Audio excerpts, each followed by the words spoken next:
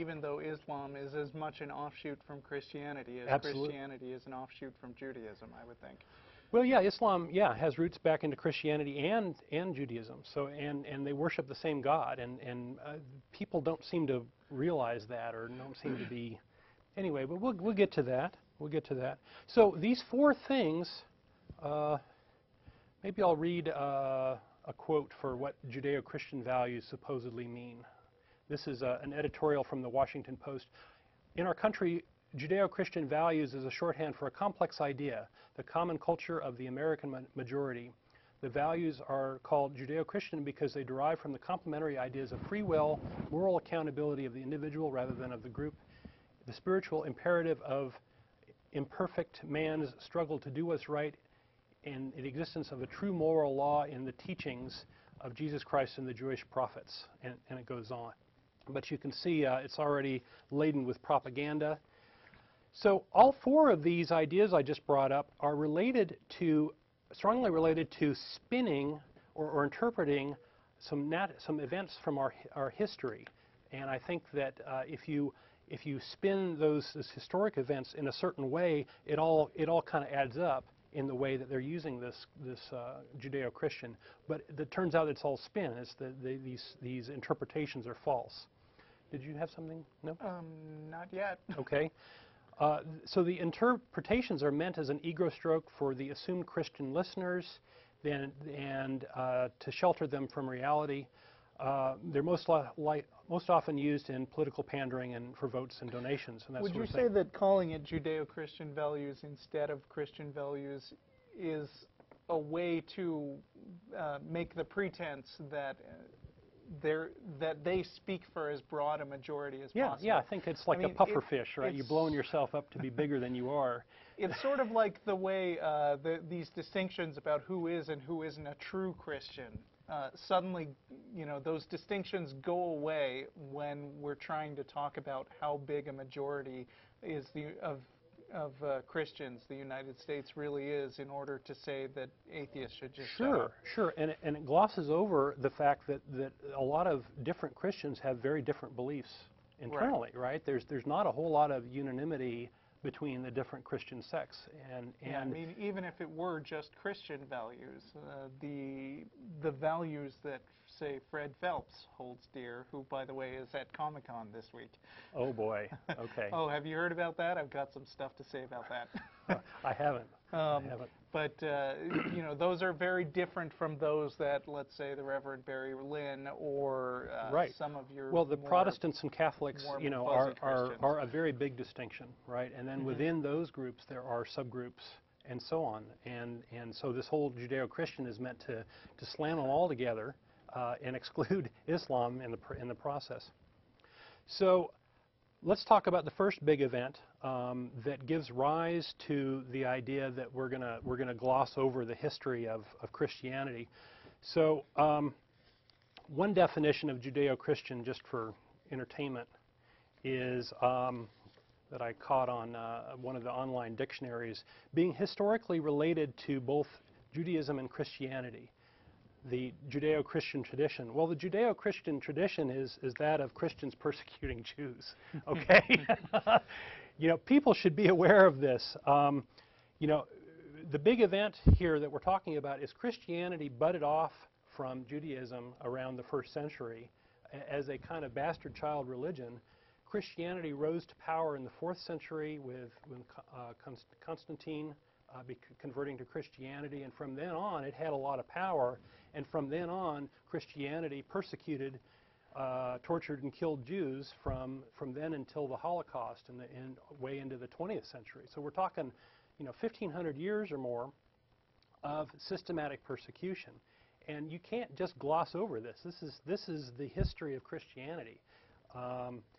And ironically, the newsreels from the concentration camps that were played to audiences worldwide did more to stop the killing than all of Christianity, the Bible, prayer, and God could do prior to that. And in effect, these little newsreels, I think, made people sort of aware of how awful this was, and woke people up to, we can't have this go on anymore. This is definitely wrong.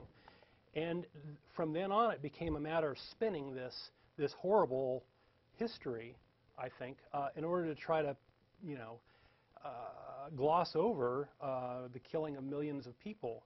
And so, first off, Judaism and Christianity worship the same God. So we're talking about people who believe the same God supposedly, and if this God really exists, he would presumably stop the killing or pick one over the other. I mean, the Jews think they're special with regard a special race or whatever. But Islam too, Islam worships the same God. So all three of these religions are called Abrahamic religions because they all worship the God of Abraham, which is pretty important foundational story. I think it's kind of a difficult distinction. I mean, as atheists, we both think that the Judeo-Christo-Islamo God is a fictional character anyway. Right. And so it's a difficult thing to actually say definitively that they're the same God.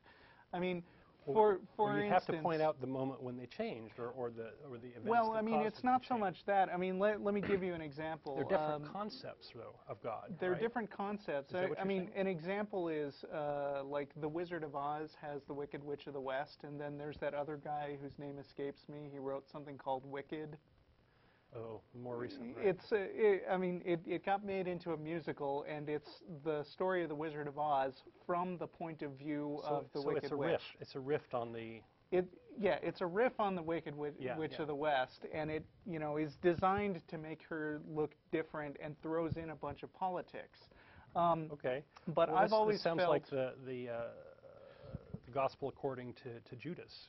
Sure, something like that. If you throw that in, it's a very different spin on what happened there. Yeah, but I mean, one of the things, and I'm going to confess, I've never read the book, never seen the musical. I know a bunch of people who've recommended it to me, but the concept of it always irritated me slightly because when I hear about some of the things that happen in the book, I was an Oz nerd when I was a kid, among many other kinds of nerd. Okay. And some of the things that the Wicked Witch was portrayed as doing didn't square with the facts that were stated in the Oz books. And so I felt like it was not appropriate to refer to this Wicked Witch as the same character. It was, at best, a character who was based on something written by Frank Baum. I would kind of say the same thing about the God of Islam. I mean, they have the same inspirational source material, let's say. And they're called by the same names. They have some of the same superpowers, right? Yeah. But I'm not sure that I could, in good conscience, refer to them as exactly the same character. And of course, this is a problem. Making a literary criticism argument here. Well, I am kind of. But the thing is, theologically, that's the only thing. But the thing is, theologically, there's no basis for any of that crap. That's right. the problem with arguing theology, is that if you start to argue on their own terms about what God is really like, you're fighting on quicksand. It makes no sense because there isn't any real God, and the reason that there are all these rifts and sects and splits and splinter religions is because there's actually nothing solid that it's based on. Yeah. You can't say that's the simplest explanation God for is all actually, of this. just the Old Testament one, and the New Testament stuff didn't happen, because the Old Testament stuff didn't happen either. Yeah. Yeah. Yeah. No, I'm with you 100%. So that's a good point. So, maybe this Judeo-Christian term has something to do with, we like our stories a little better, or these stories sync up a little bit better than Islam's version. I think more honestly, though, I think that Americans are generally pretty ignorant of Islam.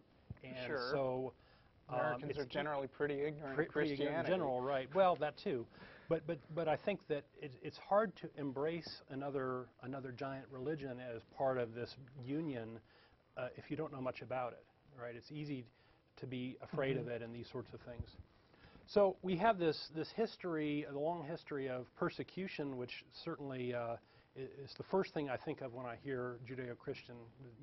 Does that mean that we're gonna persecute the first word in the hyphenated thing and the second